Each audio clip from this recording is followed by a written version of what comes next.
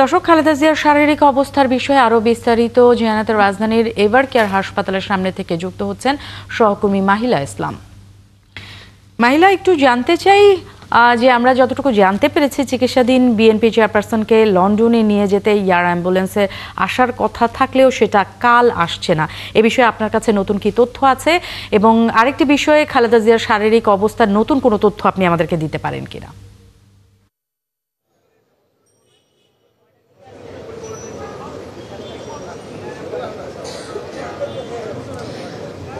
Nancy, আপনাকে ধন্যবাদ। আপনার দ্বিতীয় কথাটি দিয়েই শুরু করি। আসলে কিছুক্ষণ আগে doctor Zubaida Rahman Evercare হাসপাতালে এসেছেন। তিনি বিএনপি চেয়ারপারসন বেগম খালেদা জিয়ার শারীরিক অবস্থা এখন মূল্যায়ন করছেন যতদূর জানতে পেরেছি। এরপরে আসলে একটি বৈঠক বসার কথা রয়েছে, সেখানে হয়তো আলোচনা হবে বেগম খালেদা জিয়ার আসলে শারীরিক অবস্থা কতটুকু উন্নত হলো সেই বিষয়ে।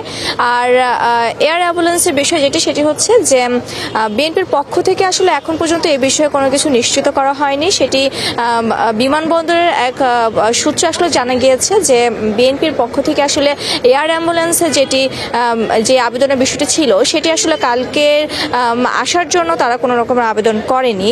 তো সেই বিষয়টি আসলে বিএনপির পক্ষ থেকে হয়তো বা জানানো হবে যে আসলে কেন এয়ার অ্যাম্বুলেন্সটি বিলম্ব করা হচ্ছে, বা আদৌ বিএনপি চেয়ারপারসন বেগম খালেদা জিয়াকে লন্ডনে নিয়ে যাওয়া হবে কিনা। তবে যতটুকু বলতে পারি সেটি হচ্ছে যে বেগম খালেদা জিয়ার শারীরিক অবস্থা আগে থেকে কিছুটা স্থিতিশীল রয়েছে, যার কারণে আসলে এভার কেয়ারে তার যে মেডিকেল টিমটি গঠন করা হয়েছে তারা আসলে চাচ্ছেন যে শারীরিক পরিস্থিতি যদি এরকম থাকে তাহলে তাকে দেশেই আসলে সুস্থ করে তোলা সম্ভব। তাহলে আসলে বিদেশে এত দূর আসলে তার ধকল নিয়ে যাওয়ার কোনো দরকার নাও পড়তে পারে। তো সেই বিষয়ে আসলে সার্বিক সবকিছু আনুষ্ঠানিকভাবে বলার আগ পর্যন্ত আসলে আমরা বলতে পারছি না যে আসলে চিকিৎসকরা আসলে কি সিদ্ধান্ত নিয়েছেন। তো এভার কেয়ারের সামনে আসলে এখনকার মতো পরিস্থিতিটা এরকমই যে ডাক্তার জুবাইদা রহমান ভেতরে গিয়েছেন।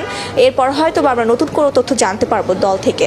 ন্যান্সি, নিশ্চয়ই মাহিলা, নতুন কোনো তথ্য আসলে আপনার মাধ্যমে আমরা দর্শককে সেটা জানাবো। আপনাকে ধন্যবাদ।